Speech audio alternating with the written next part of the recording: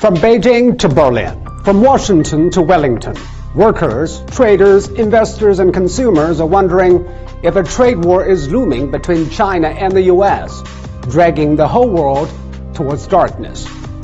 I don't know, but I know it takes enemies to fight a war. Are America and China enemies now? And let us go back 40 years. In the 1970s, when China reconnected with the world, America opened its arms, providing money, technology, and talents to a fragile newcomer. By 2016, the trade surplus in favor of China has jumped from zero to $347 billion US. Big problem.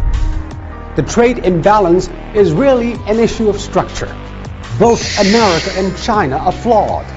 In Aesop's fables, there's the story of the blind and the limp.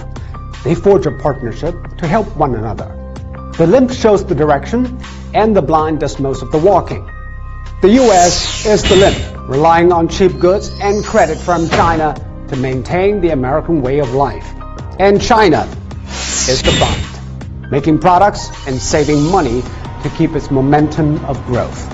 The partnership worked well until it didn't. China overmade and America overspent. They both need to adapt. Change is happening, but in different ways. The blind knows he needs to spend more and make fewer but better goods. China has been shifting to consumption and innovation-driven growth. That is why technology and talents are coming to its shores. You can argue whether some practices are helped by the government, but there is no denying technology will go with the flow to the most needed.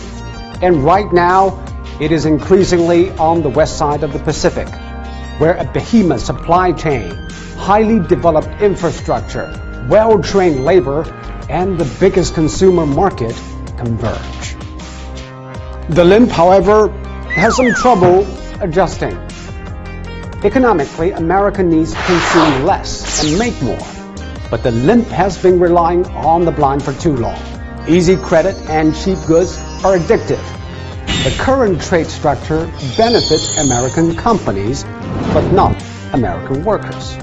This is a design invented by America, and it can only be reinvented by America. It would probably take the vision and courage of a politician like FDR to remake the American economic model. Trumping foreign competitors will not reindustrialize the U.S. It would take retraining, infrastructure investment, and re-energizing the can-do spirit of early immigrant forefathers. But that is the hard way. Trump chooses the easy one, strong-arming its partners and browbeating its opponents. Trump is not trying to win the economic game. He's simply trying to win the argument. Winning the argument means winning votes. Politics trumps economics. But what goes around comes around. Economics will reign and take its revenge. When America is serious about changing its economic structure, the trade imbalance will remain. The limp would be better to act immediately and do something really smart. But for now, the two flawed persons need to cool down and talk straight. Both are imperfect, and both are hope for nations. China is gaining strength but needs better vision. America wishes to balance the feed but must not lose focus. For the foreseeable future, China and the U.S. will cooperate, willingly or not. To reinvent Churchill's words, cooperation is the worst form of relationship except for all the others. The blind and the limp can be better, but only when they still have faith in each other. Let me end with a line written by a Chinese writer toward the end of the Great Depression. 渡尽劫波兄弟在，相逢一笑泯恩仇. A warm hand is always better than a cold shark.